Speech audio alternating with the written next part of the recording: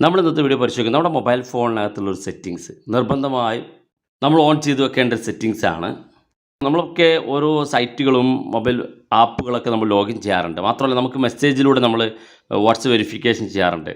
നമ്മുടെ മെയിലുകൾ നമ്മൾ കൊടുത്ത് ലോഗിൻ ചെയ്യാറുണ്ട്. ഇതൊക്കെ ചെയ്യുമ്പോൾ ഓരോ തവണ നമ്മൾ പാസ്വേഡ് ടൈപ്പ് ചെയ്യും.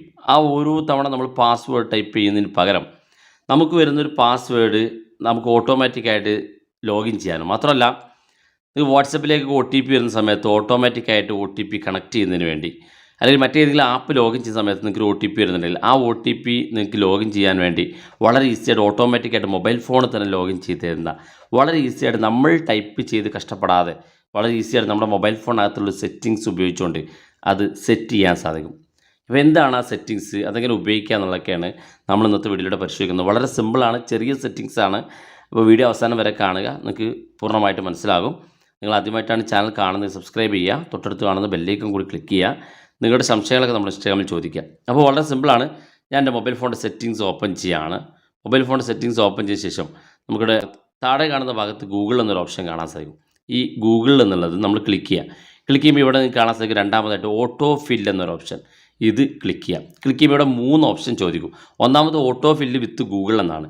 ഗൂഗിളിൽ എന്തെങ്കിലും മെയിലുകൾ നമ്മൾ ലോഗിൻ ചെയ്യുന്ന സമയത്ത് ഓട്ടോമാറ്റിക്കായിട്ട് നമ്മുടെ പാസ്വേഡ് ഓരോ തവണയും നമ്മൾ ടൈപ്പ് ചെയ്യാതെ ഓട്ടോമാറ്റിക്കായിട്ട് ഫില്ല് ചെയ്തുകൊണ്ട് ലോഗിൻ ചെയ്യാനുള്ള ഓപ്ഷനാണ്. ഇത് ഓട്ടോ ഫിൽ എന്നുള്ള ഓപ്ഷൻ കാണാൻ സാധിക്കും. ജസ്റ്റ് എനേബിൾ ചെയ്ത് കൊടുത്തു കഴിഞ്ഞാൽ ഇവിടെ താഴെ കാണുന്ന ഭാഗത്ത് അക്കൗണ്ട് എന്നൊരു ഓപ്ഷൻ കാണും. ഏത് അക്കൗണ്ടാണ് നിങ്ങൾക്ക് ഇത്തരത്തിൽ ഓട്ടോമാറ്റിക്കായിട്ട് ലോഗിൻ ചെയ്യേണ്ടതെങ്കിൽ അതിവിടെ സെലക്ട് ചെയ്യുക. ഞാനുള്ള എല്ലാ ജിമെയിലും കാണാൻ സാധിക്കും. വേണ്ട ജിമെയിൽ സെലക്ട് ചെയ്ത് കണ്ടിന്യൂ കൊടുത്താൽ മതി.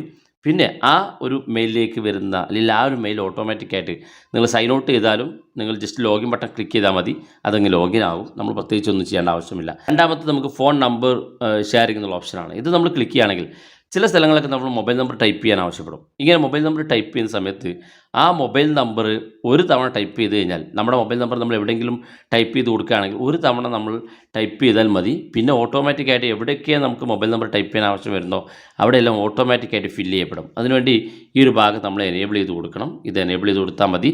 ജസ്റ്റ് ഗൂഗിൾ അക്കൗണ്ടുകളിലോ അല്ലെങ്കിൽ മറ്റ് ആപ്പുകളിലോ എവിടെയാണോ നിങ്ങൾക്ക് ഫോൺ നമ്പർ ഷെയർ ചെയ്യേണ്ടതെങ്കിൽ അവിടെയൊക്കെ നിങ്ങൾക്ക് നിങ്ങളുടെ മൊബൈൽ നമ്പർ ഓട്ടോമാറ്റിക്കായിട്ട് ഫില്ല് ചെയ്യപ്പെടും.